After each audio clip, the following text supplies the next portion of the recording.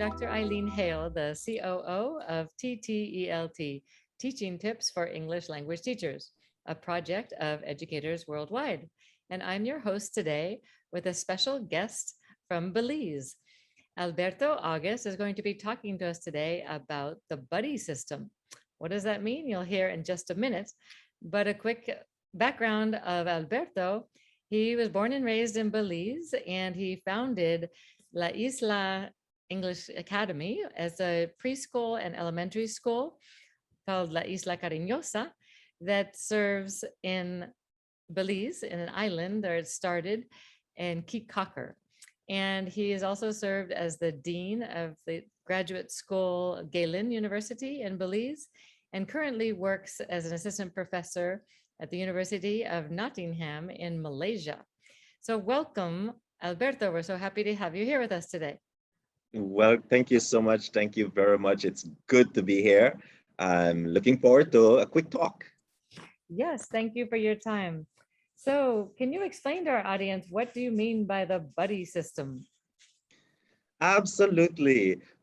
In teaching and working with children, especially in the primary years, preschool and primary years system, a buddy system involves, pairing children or having them in a very small group, maybe 3 persons, to learn English and to discuss, to dialogue, to express themselves, and for them to share and exchange information, within each other in the classroom. So everybody's assigned to, to a buddy, and the buddy, you might have 2 buddies depending if there's an even or uneven number in the classroom. But this is the person who they will work with from the beginning to the end of the term, semester, or from the beginning to the end of the year. Great. And you do this with all ages of students? Yes, it can be done with all ages of students, and it's a great tool, for children, especially who are learning English, because they get to support each other. It provides motivation, because when sometimes the teacher is sharing a concept, and explaining, but we must be skeptical to explanation in that when we are explaining as teachers, it might not get across to all students. But when a buddy shares it with their peer, they get that understanding from their peer level, so they have a natural way of communicating with each other, at this particular level. I totally agree with you. And I see that with I teach adults ESL, Mm-hmm. and I see that with them. They naturally do it even without me assigning them. But I've Yes. noticed it's really nice to have one student who understands a little more quickly than the other. They explain it to the other person. And as you and I both know through education, you really learn a concept when you have to teach it to somebody else. So it Mm-hmm. empowers the buddies to become teachers themselves, the process, Right. and demonstrate their knowledge.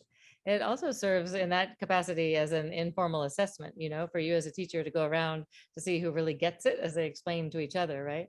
Right. Correct. Do you facilitate class time for them to work as buddies? Like, you teach a concept, a topic, and then say, time to buddy up and make sure your buddy understands, or how do you implement it in the classroom? Yes, absolutely. There is actually a time when we ask, they all know their bodies. They're very familiar with their body in the system. But we do allow the class time when needed, if needed, depending on the class content, depending on the need. It's not every time that they'll need. Of course, sometimes you'll have a short bit of what we call whole class. Then, of course, you can go into their body system. And you also want to think about combining pairs, which is putting 2 bodies together, two pairs of bodies together. It expands the dialogue, and it just enriches the conversation, the expression coming out from the students. What I found out in the past, I remember receiving this student from Cuba. He was very fresh into the English classroom and had no knowledge of speaking English. And the mother was very concerned, and of course we were too, whether he was going to learn the English language. And we paired him up with 1, 2 buddies, and throughout, full support from everybody. And that's what I like about the buddy system, because they're peers, they tend to support each other a lot, in helping this particular student from Cuba to learn the English language.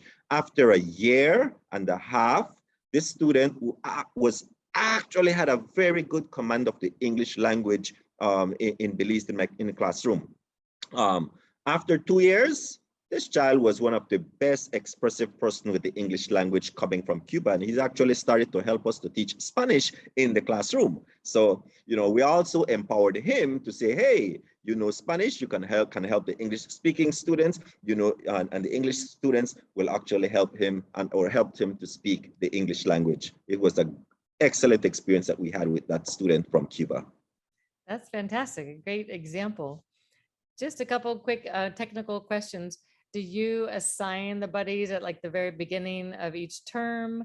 And also, do they have time to practice, or do you give them like assignments outside of class to practice with their buddies, or is it primarily used in the classroom?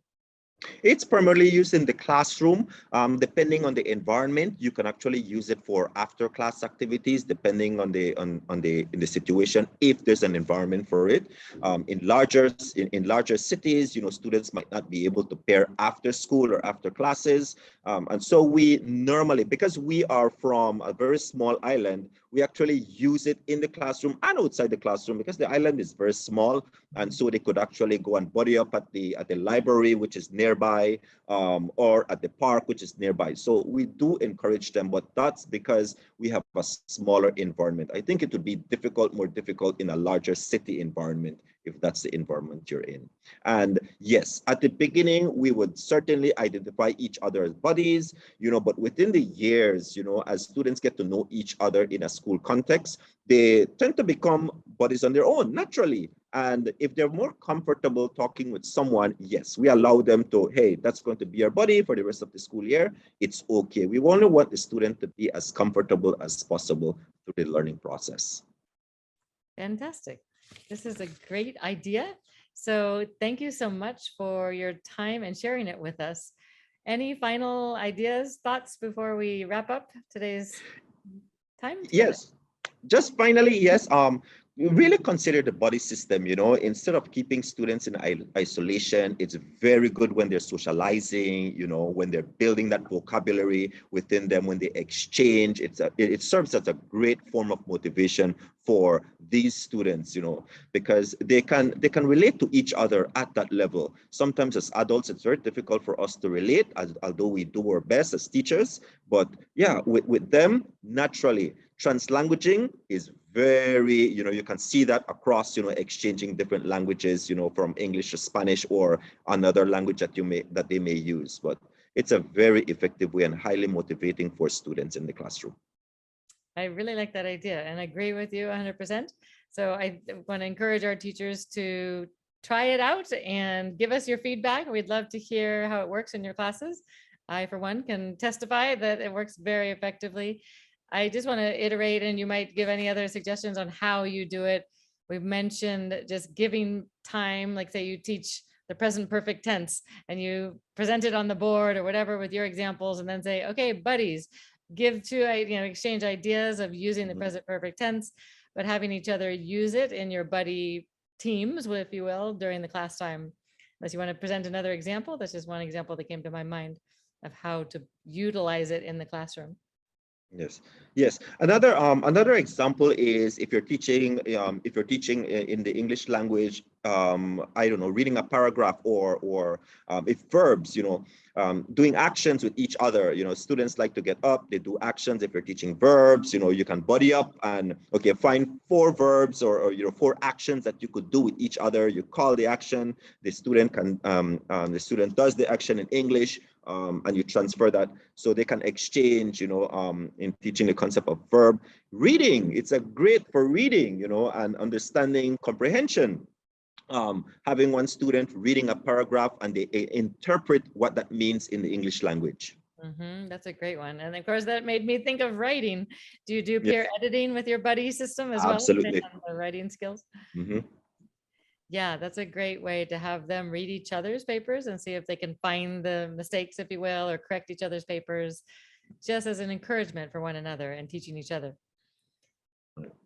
Great. Well, thank you so much, Alberto. This has been very insightful for our audience, I think, and for all of us to realize how we can help our learners become teachers and encourage each other in their academic pursuits and increasing their educational skills, and especially in English.